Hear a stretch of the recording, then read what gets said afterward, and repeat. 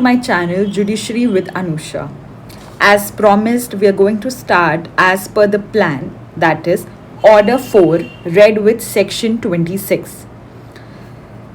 देखो, सीपीसी पढ़ने का सबसे अच्छा तरीका ये है कि आप उसको कितने सिस्टमैटिक तरीके से पढ़ो।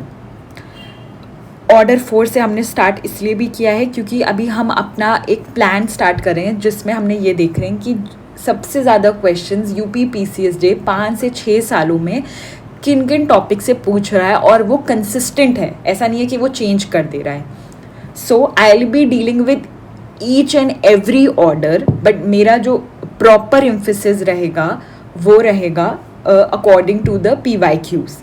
तो अगर आप ऑर्डर 4 रेड विद सेक्शन 26 देखो तो ये है आपका सेक्शन 26 बताता है institution of suit and order 4 में 2 रूल्स हैं, रूल 1 एंड 2, जो बताता है suit to be commenced by plaint and register of suits. Okay, so now पहले हम सेक्शन रीड करेंगे। ऑलवेज विल डू दिस कि अगर किसी ऑर्डर का सेक्शन है तो सबसे पहले सेक्शन रीड करेंगे, सेक्शन के बाद हम ऑर्डर पर आएंगे for better clarity. So every suit, her suit, यहाँ पे वर्ड क्या लिखा हुआ है, शैल, तो मतलब ये एक कंपल्सरी रूल है that every suit shall B माना जाएगा कि इंस्टीट्यूट हुआ है जब आप प्लेंट को प्रेजेंट कर देते हो। नाउ ऐसे ही धीरे धीरे ऑर्डर्स याद करना है हमें। तो ये यूपी जुडिशरी की सबसे बड़ी खासियत ये है कि आपको इंडेक्स बहुत अच्छे से पता होना चाहिए कि समझ लो 5 से 6 क्वेश्चंस तो इंडेक्स से ही आ जाते हैं। सो प्लेंट कहाँ डिफाइंड है, प्लेंट डिफाइंड है ऑर्डर 7 में। So every suit shall be instituted by presentation of a plaint या फिर in such other manner as may be prescribed. यहाँ पर ये हिंदू लॉ का थोड़ा सा रेफरेंस दे रहे हैं क्योंकि हिंदू लॉ में हम प्लेंट नहीं सबमिट करते हैं। हिंदू लॉ का एक डिफरेंट प्रोसीजर है सूट इंस्टीट्यूट करने का, इसीलिए इन्होंने यहाँ पर इसको ऐड कर दिया है ना। इन एवरी प्लेंट, जो भी आप प्लेंट लिखते हो उसके जो फैक्ट्स होंगे वो प्रूफ होंगे by affidavit. Clear, this is the second essential आप कह सकते हो।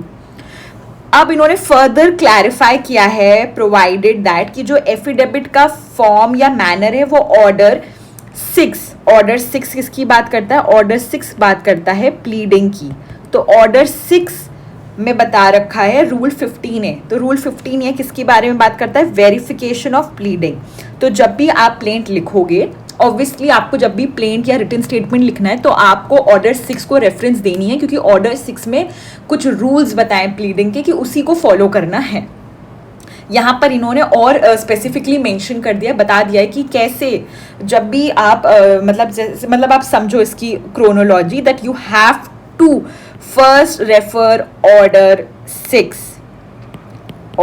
6 then order 7 and order 8, right. और जैसे ही आप ऑर्डर 7 करते हो कंप्लीट, आपका ऑर्डर 4 पिक्चर में आ जाता है।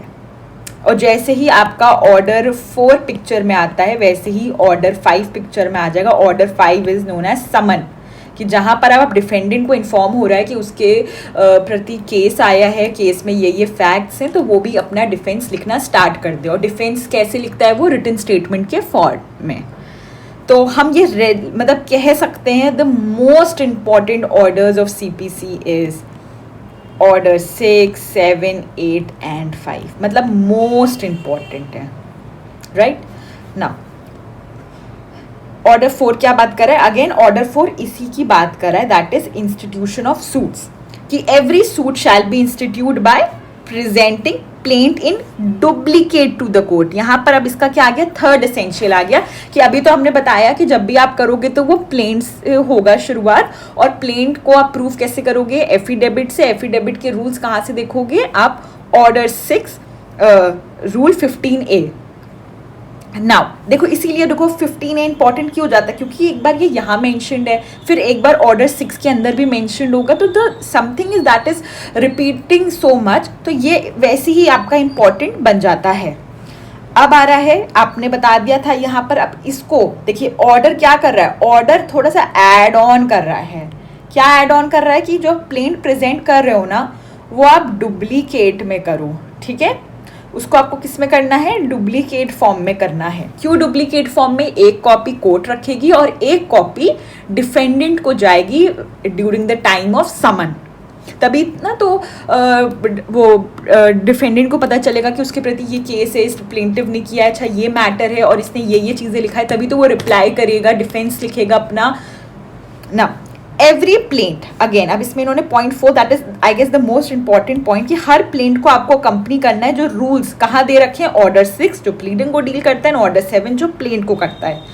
और तभी माना जाएगा कि आपका plaint deem to be duly instituted जब आपने ये और ये कंप्लाई किया हो। अगर आपने डुप्लीकेट देना भूल गए तो आपकी प्लेंट रिजेक्ट हो सकती है।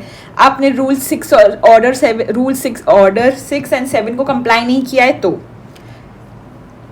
फिर ये एक एडिशनल पॉइंट है दैट यू कैन रीड कि पर्टिकुलर्स ऑफ एवरी सूट एक बुक में एंटर होगा जिस बुक का नाम है रजिस्टर ऑफ सिविल सूट।